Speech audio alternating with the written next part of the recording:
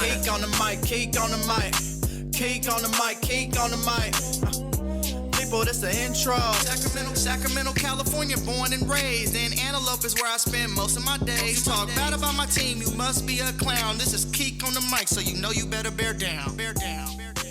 Hey, what's going on, Bears fans? Thank you so much for joining me for another episode of Keek on the Mic, the podcast all about the Chicago Bears. Like always, if you're new to the channel, make sure you hit that subscribe button and the bell notification to catch all Bears content right here on the podcast. Currently, as it stands, the Bears fans that are tuning in to Keek on the Mic videos, 77.5% of you are not subscribing to the channel. Please, please, please make sure you smash that subscribe button, hit the bell notification to catch all Bears content right here on the podcast.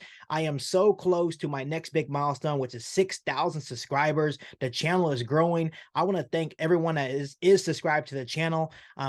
This channel wouldn't be where it's at without the support and love from all the loyal Bears fans. So thank you so much for the continued support.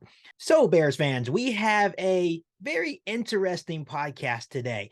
Something that I feel like some of you guys will enjoy today on the podcast. Jeff Hughes of the Bears blog. He is a big name on Twitter. It's a guy that has a lot of sources. Some of you guys may disagree about his sources, but this is a guy that has been correct on many things that go on within the Halas Hall and inside the Chicago Bears organization. I don't know his sources, but he does have his sources. The guy that I trust, a guy that I like talking about here on the podcast. I report a lot of news from him and the news that he gets. So shout out to Jeff Hughes from the Bears blog, from being consistent and getting a lot of really good Bears news with Inside Halas Hall. So he tweeted this yesterday, and I wanted to share it here on the podcast. He said two things. The first thing he mentioned in his tweet says, Fields didn't become the guy last week. He became the guy in November.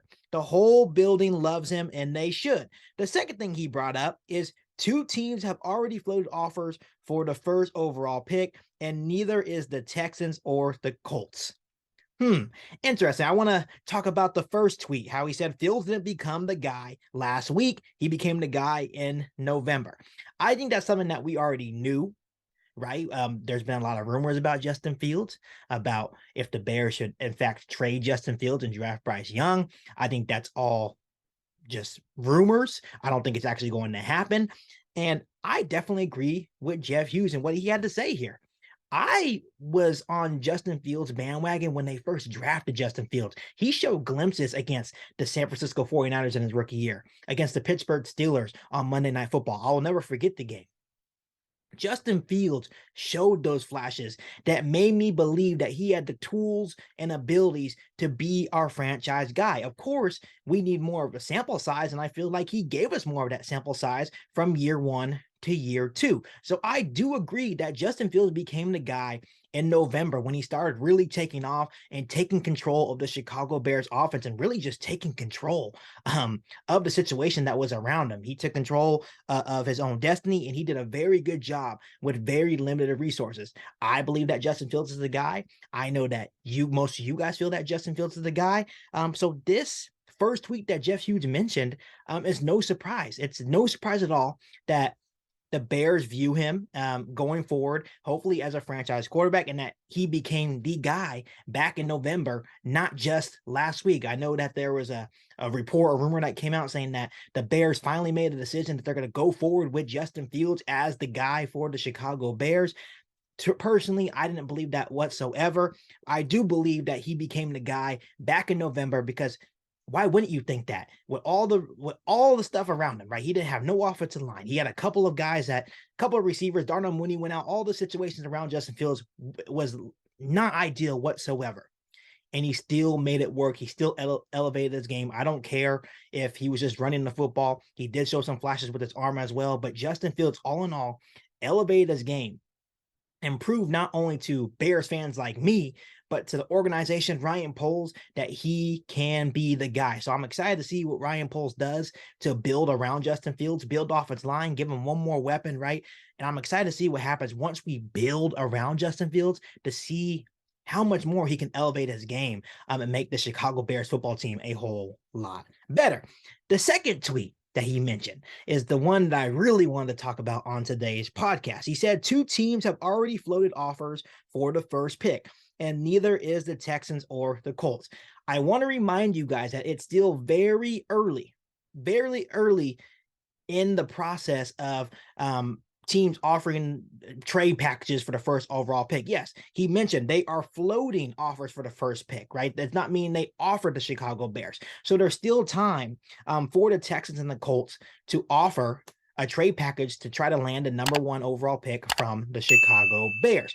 The more interesting thing here, he mentioned neither offer or neither floated offers is from the Texans or the Colts. So now my thinking is, who are the 2 teams? So we're looking at the list. We've talked a lot about the teams that could possibly trade up for the number 1 overall pick here on the podcast. So what do you guys think the 2 teams are? If I had to guess, you could look at teams like the Las Vegas Raiders, the Carolina Panthers. I can't really think on top of my head, but there could be a whole bunch of other teams maybe looking to trade up to try to land the number 1 overall pick. The only reason why the Panthers and Raiders really come to mind, because those are 2 teams that are going to be looking to possibly add a young quarterback, either like CJ Stroud, Bryce Young, Will Levis, what have you, right? So that was my thinking when I saw this tweet from Jeff Huser. It's cool that he knows this insight, but my thinking was, who are the 2 teams that have already floated offers to the Chicago Bears? I can tell you this.